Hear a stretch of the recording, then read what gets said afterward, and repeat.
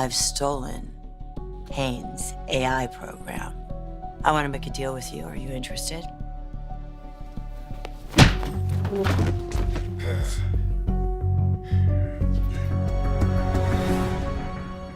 The Young and the Restless, Y&R, recap for Wednesday, January 28th, reveals that the cops will investigate as Abby Winters, Melissa Ordway, gets hysterical.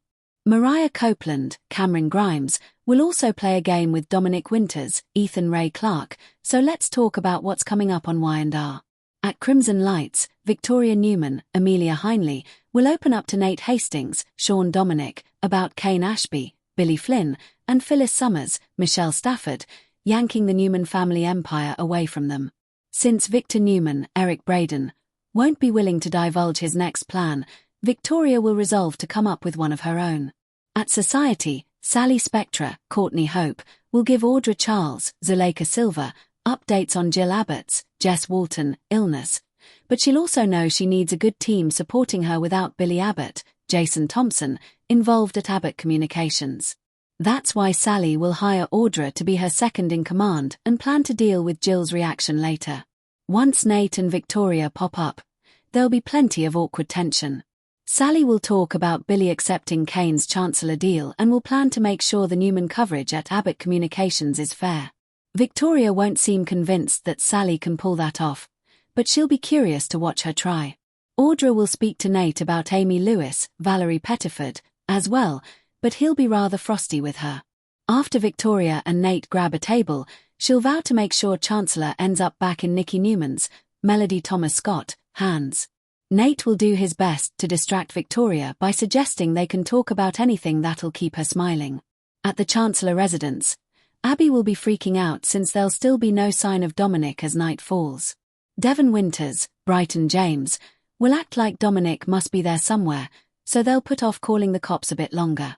Abby will grow increasingly concerned and will sense that something's truly wrong. Devon and Abby will end up contemplating the scarf he found outside earlier as they realize it may not belong to the nanny. The nanny will get a pic of that scarf via text and confirm she's never seen it before. Abby will get hysterical as she realizes someone must have been watching and waiting to snatch Dominic. Devon will finally call the police as Abby wishes Chancellor, Connor Floyd, was still alive to help search for Dom.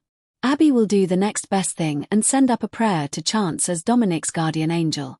An officer will question Devon and Abby about missing Dom as well as the scarf.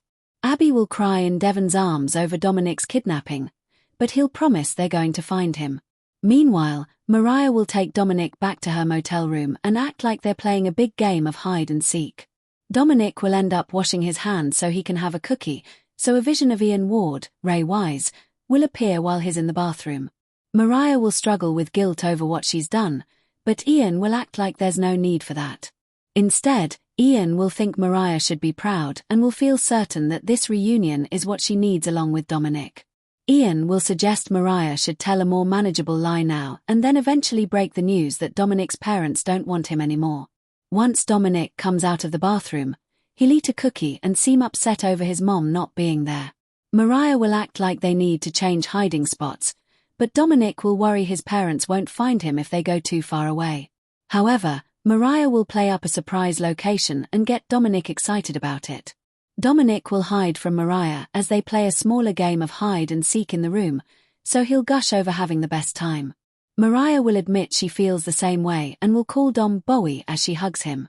The Young and the Restless spoilers say some major twists and turns are ahead in Dominic's kidnapping story, so stay tuned for all the escalating drama. The brilliance of this pairing is its inherent volatility. Claire's loyalty to Summer is genuine, and any plot that hurts the Abbotts will inevitably hurt her cousin. Kyle's love for his family, despite his frustrations, is real. Their scheme is a powder keg of conflicting affections and ambitions. Thursday scenes crackle with the thrill of the conspiracy, but also the unspoken dread of the inevitable betrayal of each other or of their own hearts.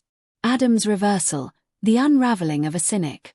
The most compelling character arc of the day belongs to Adam Newman. For years, his modus operandi has been predictable. Perceive a slight, internalize the pain, and retaliate with a cunning, often destructive, plan. His recent campaign to win back Sally and destroy her relationship with Nick was textbook Dark Adam. But on Thursday, we witness something extraordinary, a true reversal. The catalyst is likely Sally Spectra herself. Perhaps it's seeing the genuine, unforced joy between her and Nick. Perhaps it's a final, tearful plea from Sally not for herself, but for his soul, urging him to stop the cycle of pain. Or maybe it's a quiet moment with Connor, where he sees the reflection of his own tortured childhood in his son's eyes and realizes he is perpetuating the very legacy he despises. Whatever the trigger, Adam experiences a moment of devastating clarity. The schemer falls silent. The bitter retorts die on his lips.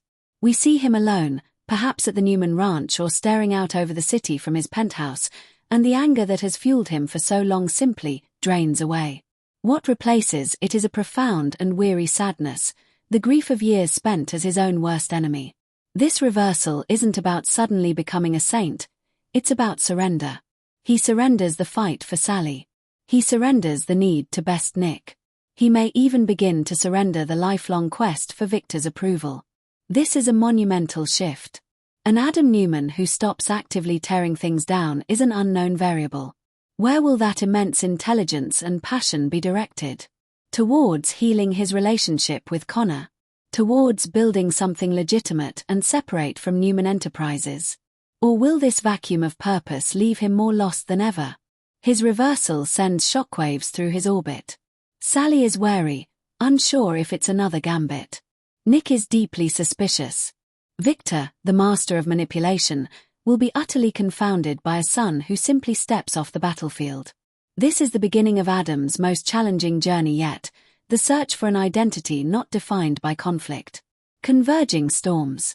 As these three stories unfold, the tapestry of Genoa City tightens.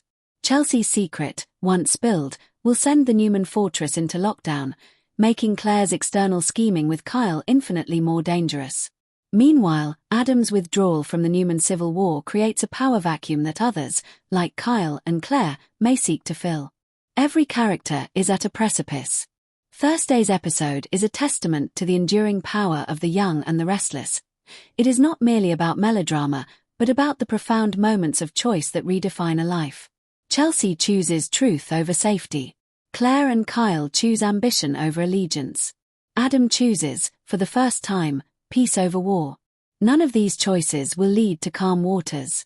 In fact, they guarantee the coming storms will be more turbulent than any Genoa City has seen before.